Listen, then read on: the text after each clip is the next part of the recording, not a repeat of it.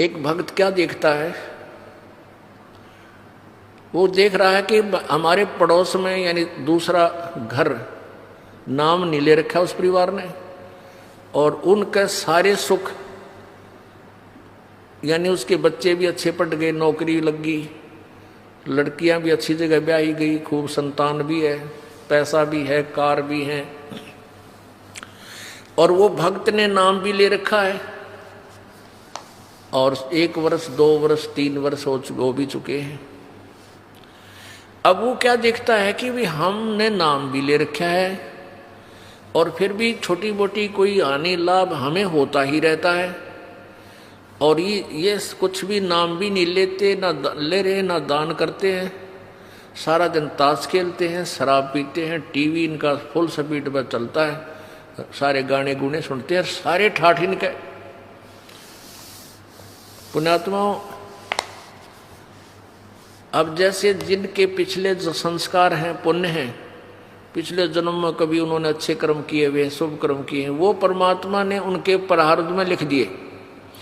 अब वो उस जीवन में सारे ही प्राप्त करेंगे, और उनको वो किसी तरह बर्बाद करो, चाहे कुछ भी, चाहे डाके मारो, चोरी करो, लूटो खसोटो, शराब पियो, कितनी बकवाद करो, उनका पिछला जब तक पुण्य चलेगा तब तक उनको कोई आपत्ति नहीं आएगी। और जब वो पुण्य समाप्त हो जाएगा तो वो बैटरी डिस्चार्ज होगी उनकी, और ऐसी होगी कि याद रखेंगे। हमने बहुत से ऐसे घर देखे जो कति 1 नंबर पर दिखा करते, आज उनका सर्वनाश हो गया। कारण यही था कि उन्होंने आगे उस पिछले पुण्य चल रहे थे। जैसे एक बैटरी होती है इन्वर्टर की, इन्वर्टर की बैटरी को चार्ज कर दिया गया, चार्जर भी हटा दिया और फिर भी वो काम कर रही है, बल्ब भी जला रही है, पंखे भी चला रही है, लेकिन जब वो उसका अक्षमता समाप्त हो जाएगी, एकदम सर्व लाभ बंद हो जाएंगे।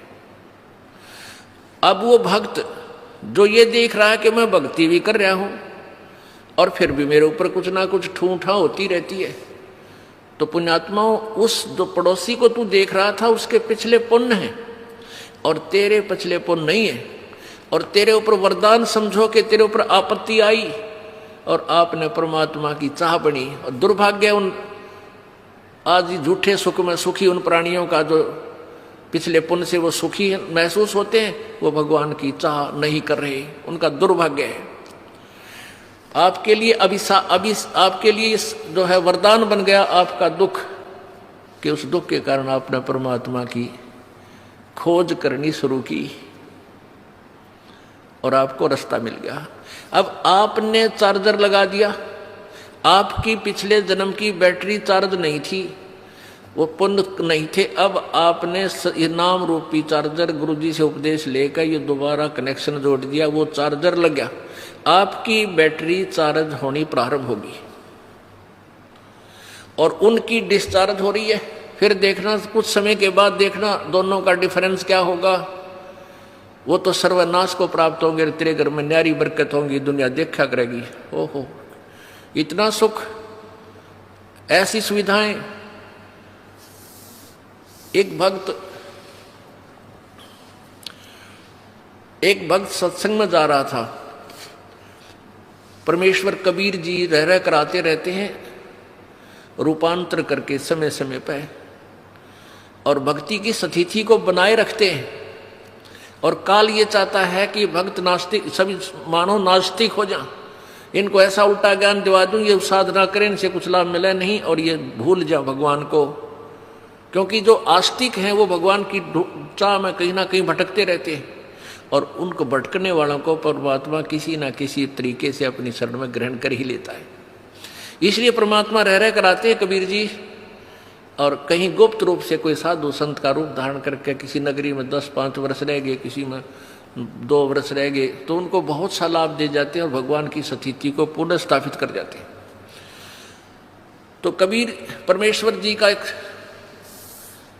अब हम संत कहेंगे, वो थे मालिक ही, क्योंकि प्रारब्ध में परिवर्तन कबीर जी के अतिरिक्त कोई कर ही नहीं सकता, या उसका कोई कृपा पात्र संत वो परमात्मा ही भेजता है। तो ऐसे एक परमेश्वर कबीर जी के सत्संग में एक भगत जाया करता था। उसकी पत्नी ने उपदेश नहीं ले रखा था, वह विरोध करती थी, वो अन्य पूजाएं ही किया करती थी। उसकी पत्नी ने बताया था, उसकी पत्नी इन ज्योतिष वालों पर बड़ा विश्वास रखती थी। वो अपने पति की जन्म पत्री को लेकर एक ज्योतिषी के पास गई, भविष्यवक्ता के पास। उसने उसकी जन्म पत्री देखकर बताया कि तेरे पति की आयु इतने वर्ष है। उसने बहुत जंतर मंत्र भी करवाए कि मेरे पति की आयु बढ़ जाए, ये हो जाए। अब क्या था,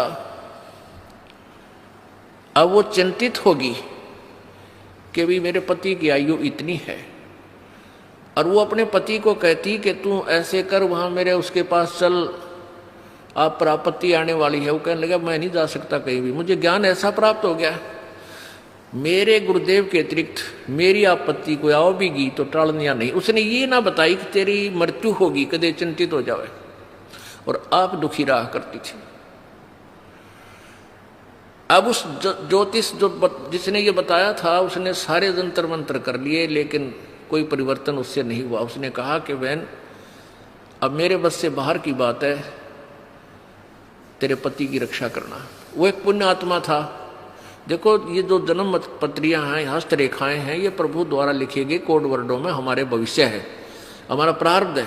इसको जानने वाला बता तो देगा कि तेरे घर में ऐसा होगा, तेरे इस दिन वर्ष के बाद तेरी मृत्यु होगी, पक्की होगी, और हो जाती है।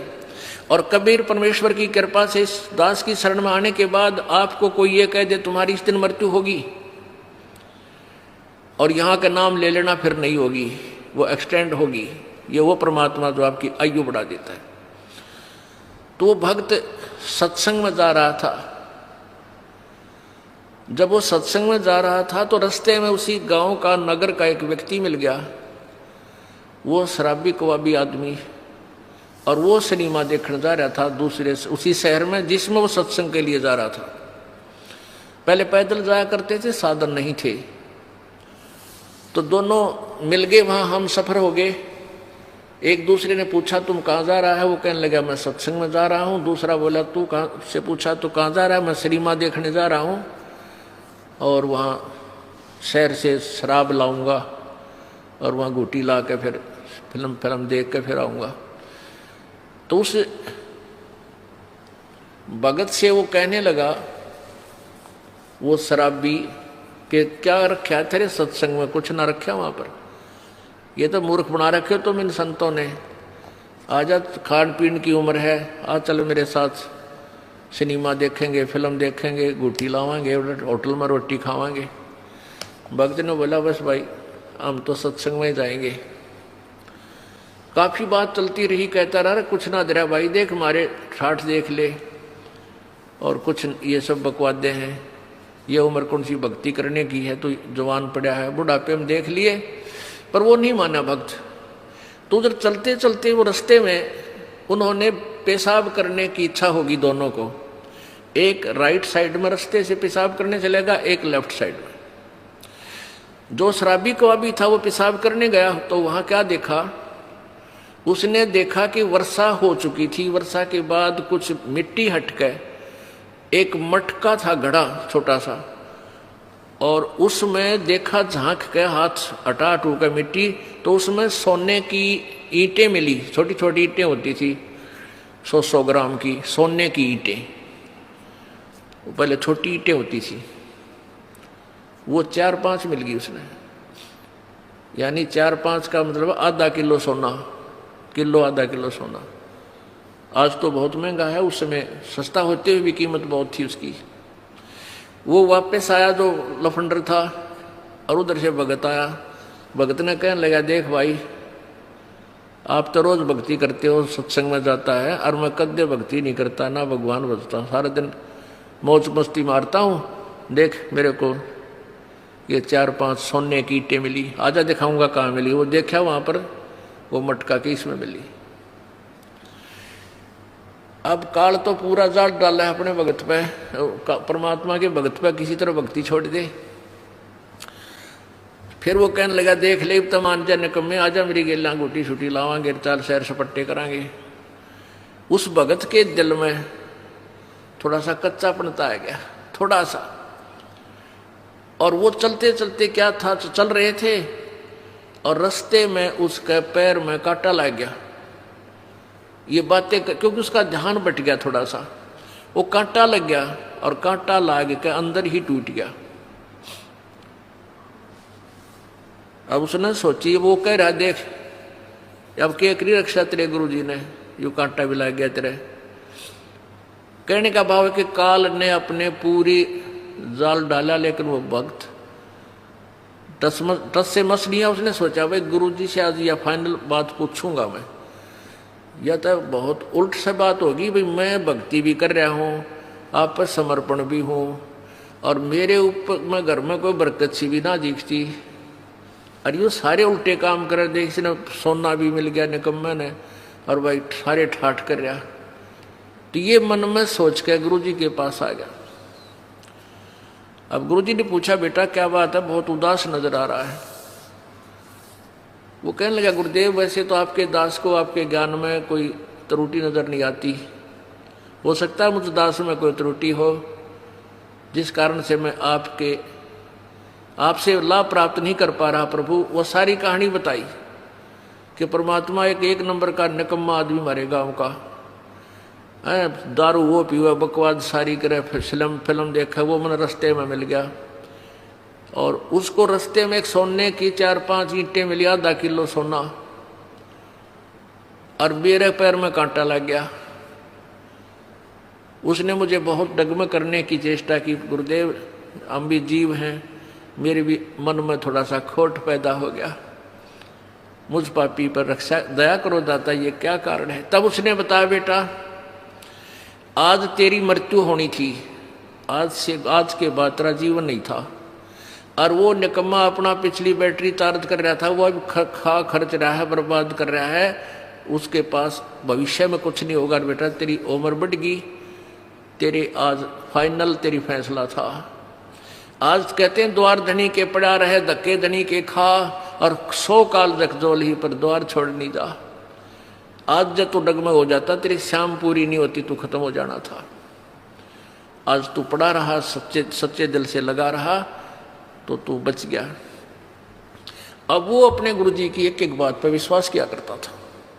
वापस आ गया करने, काटा कूटा वहां कटवा दिया, भगता निकाल दिया। अपनी पत्नी से आके कहने लगा कि आज मेरे गुरुदेव ने ये बताया कि आज मेरी मृत्यु होनी थी, और गुरुजी की भक्ति से, उसके नाम से, उनके आशीर्वाद से आज मेरा जीवन बच गया।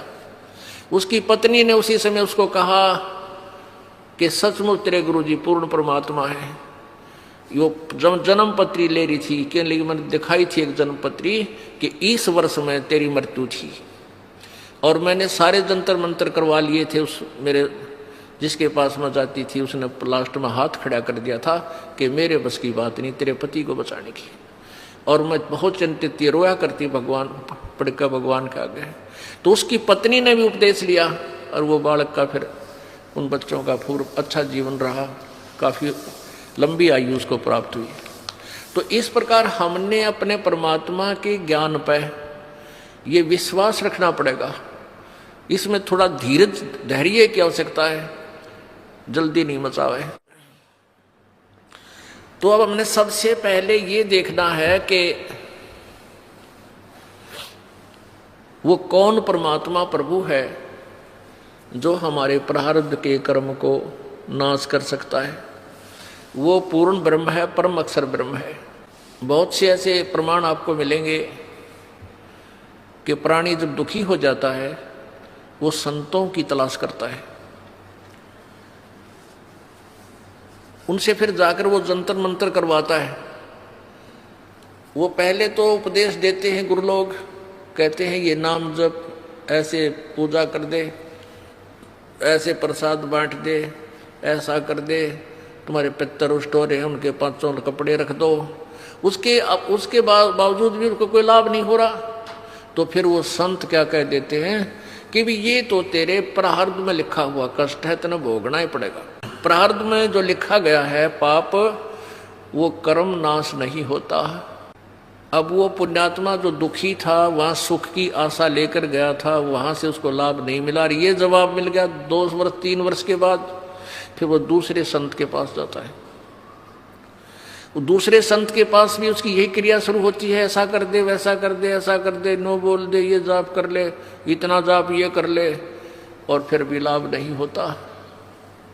फिर वो तीसरे के पास जाता है, फिर चौथे के पास जाता है, और अंत में नास्तिक हो जाता है।